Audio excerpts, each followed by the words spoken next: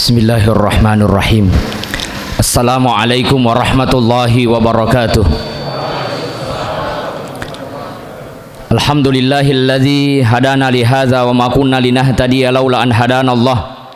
Salatan wa salaman ala habibina wa syafi'ina Muhammad ibni Abdullah sallallahu alaihi wasallam, amma ba'du. Subhanaka la ilma lana illa ma 'allamtana innaka antal alimul hakim. Kaum muslimin dan muslimat jamaah salat tarawih yang insyaallah dimuliakan dan dicintai oleh Allah Subhanahu wa taala.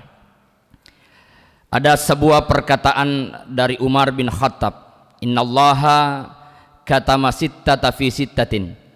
Sesungguhnya Allah itu menyembunyikan 6 hal dari 6 hal.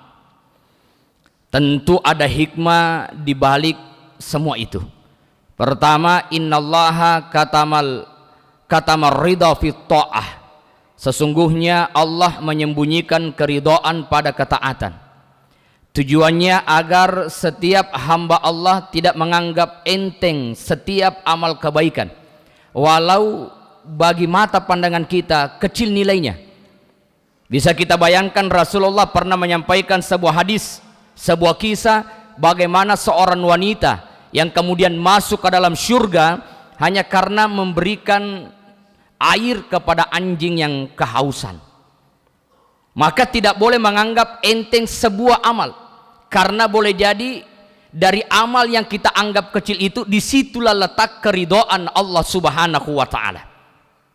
Yang kedua, innallaha katamal ghadaba fil ma'siyah. Sesungguhnya Allah menyembunyikan kemurkaannya, sesungguhnya Allah menyembunyikan kemarahannya pada kemaksiatan. Hikmahnya adalah agar manusia tidak menganggap enteng sebuah maksiat walau dinilai kecil. Sebagaimana Nabi pun pernah menyampaikan sebuah kisah bahwa ada seseorang yang kemudian dimasukkan ke dalam neraka hanya karena menyiksa seekor kucing sampai kucing itu meninggal. Tidak boleh menganggap enteng maksiat. Jangan sampai dari maksiat yang menurut pandangan kita kecil, tetapi ternyata disitulah letak kemurkaan Allah Subhanahu wa ta'ala. Yang ketiga, innallaha katama lailatal qadri fi syahri Ramadan. Sesungguhnya Allah menyembunyikan malam Al-Qadar, malam yang penuh dengan kemuliaan di bulan suci Ramadan. Allah Subhanahu wa ta'ala berfirman, inna anzalnahu fi lailatul qadar. Sesungguhnya kami menurunkan Al-Quran pada malam kemuliaan. Kalau dari ayat ini, maka malam Lailatul Qadar itu adalah 17 Ramadan, karena Al-Quran diturunkan pada malam 17 Ramadan. Tetapi ternyata Rasulullah pun sering mendapatkan Ramadan itu, Lailatul Qadar itu di Asyrul Awakhir, itu 10 terakhir bulan Ramadan, terutamanya di malam ganjil. Itu sebabnya Allah menyembunyikan Lailatul Qadar itu untuk apa? Agar umat Islam itu meramaikan bulan-bulan Ramadan mulai dari pertama sampai akhir. Nabi SAW menyampaikan, siapa yang berdiri beribadah, man qama fi Lailatul Qadar, siapa yang beribadah di malam Al-Qadar, maka Allah Subhanahu wa ta'ala mengampuni dosanya yang telah lalu, ma taqaddama min dzambi. Insyaallah nanti ada salat lail. Bagi bapak ibu yang salat tarawihnya ambil 20 rakaat lalu kemudian ambil witir, itu bukanlah penghalang untuk bisa hadir salat lail. Kenapa?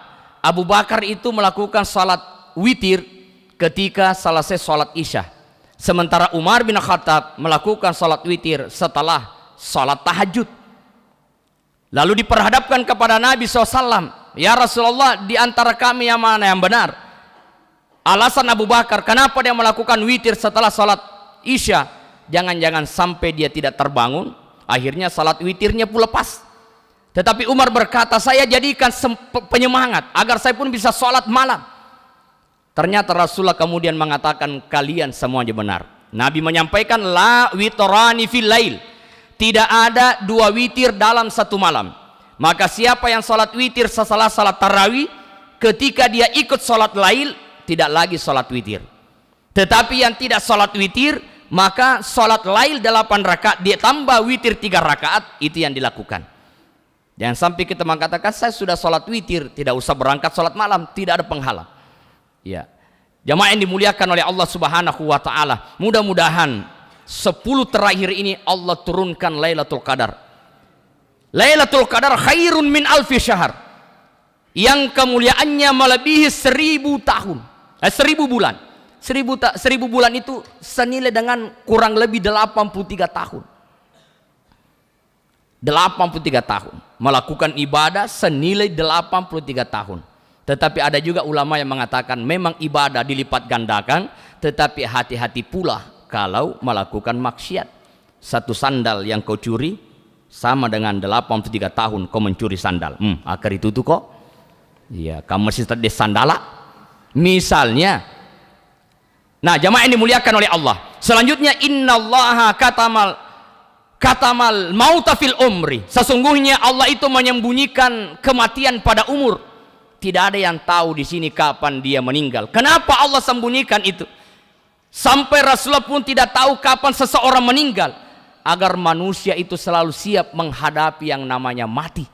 Karena mati bisa saja datang. Bahkan ada orang lagi mendengar ceramah duduk di tiang. Nah, siapa yang duduk di tiang? Satu aja namun sanreno.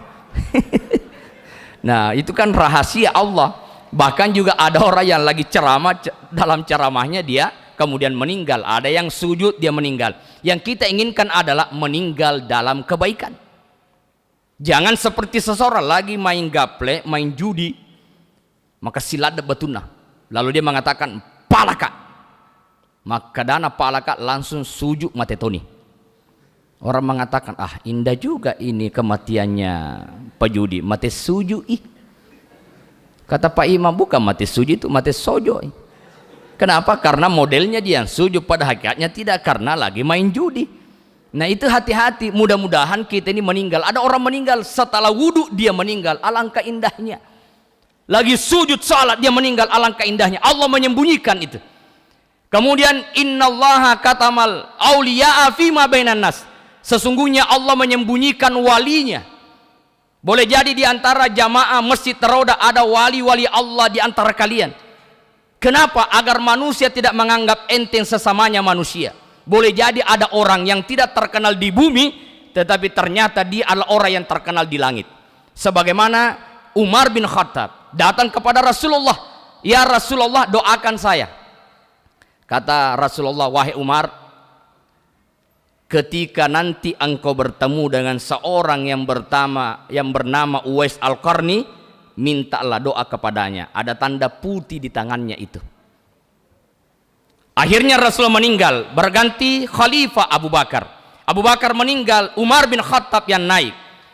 Setelah itu dia ingat perkataan Rasulullah, ada seorang dari Yaman, namanya Uwais Al-Qarni, ada tanda putih di tangannya. Ketika musim haji, dia pun bertanya orang-orang dari Yaman, adakah di antara kalian namanya Uwais Al-Qarni? Lalu ada orang mengatakan, ya Khalifah Umar, kenapa kau cari itu? Dia bukanlah orang penting, dia hanya penjaga hewan ternak kami. Kenapa kau cari dia? Dia bukanlah orang penting, dia orang biasa-biasa. Kenapa kau cari? Panggil dia. Persis ketika dia berhadapan dengan Umar, kelihatan tanda putih, betul ini Uwais Al-Qarni. Lalu dia berjabat tangan, apakah engkau yang bernama Uwais Al-Qarni? Ternyata dia menjawab, nama saya Abdullah. Apakah dia bohong? Tidak, karena Abdullah itu adalah hamba Allah. Kamu adalah Uwais Al-Qarni. Kenapa kau tahu? Wahai Uwais, tolong doakan saya. Rasulullah yang pernah berkata ketika bertemu dengan seorang yang bernama Uwais, minta doa. Apa kata Uwais? Saya akan doakan, tetapi tolong rahasiakan ini. Jangan kasih tahu orang-orang. Oh, beda dengan kita, kalau kita viralkan. Ya, viralkan ini. Kalau perlu foto dulu. Posting bahwa inilah Uwais Al-Qarni. Kenapa? Kalau dia diviralkan, otomatis hampir seluruh penduduk yang mengetahui bahwa Rasulullah pernah mengatakan minta doa kepadanya, pasti banyak orang yang datang. Rahasiakan wahai Umar. Siap. Ternyata siapa Uwais Al-Qarni ini? memang dia tidak terkenal di bumi, tapi ternyata Uwais Al-Qarni adalah orang yang sangat-sangat memperhatikan ibunya. Dia tidak biarkan ibunya mandi dengan air dingin, dia panaskan air untuk ibunya. Ketika air sudah panas, ternyata dia melihat ibunya masih tidur, dia tidak bangunkan sampai air dingin dipanaskan lagi agar ibunya bisa mandi dengan air yang hangat. Bahkan Uwais Al-Qarni membeli seekor lembu yang kemudian dia bikinkanlah kandang di atas gunung, sampai orang mengatakan Uwais sudah gila. Padahal kenapa dia membuat kandang di atas? Agar dia latihan setiap hari untuk mengangkat lembu itu, agar dia mampu nanti mengangkat ibunya bisa berangkat ke tanah suci, agar dia bisa menggendong ibunya. Coba bayangkan, susu sita tikna bawa indoe demul lempalai namoni musopo kafetu menre maka susu sita tik na yero di nasi seti munyoro,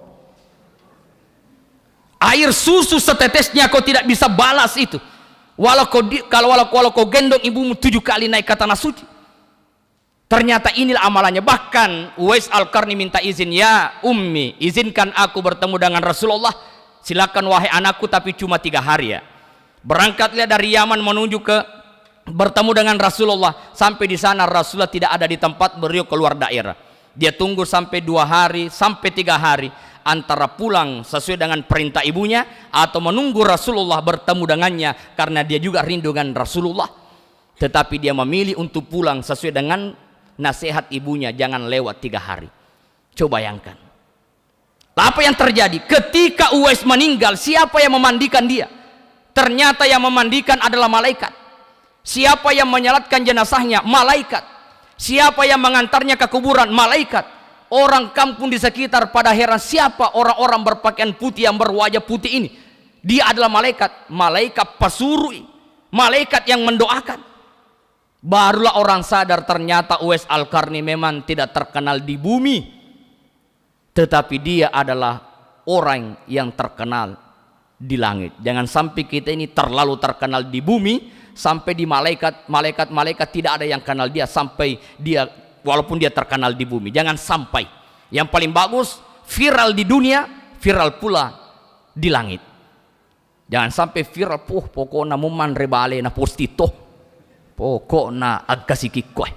Ya, apalagi kalau nenek-nenek kan sekarang bukan lagi bukan cuma anak muda yang main Facebook, namo wita nenek-nenek ma Facebook toh. Awe ka masih ini zamannya sekarang, bukan lagi anak muda yang main Facebook, nenek-nenek pun main Facebook. Bahkan nenek-nenek lagi ceramah orang dia selfie di belakang. Tapi bukan di masjid kita. Ya, akhirnya dia ambil HP, maca tuh gelung. Ya. Yang kita khawatirkan jangan sampai ini tidak bisa kembali lagi lehernya karena sudah mati care. Ya. Kemudian innallaha katama sholatil wusta fi shalawatil khams. Sesungguhnya Allah menyembunyikan salat wusta di antara salat 5 waktu. Tujuannya agar manusia itu tidaklah menganggap enteng salat 5 waktu. Wassalamualaikum warahmatullahi wabarakatuh.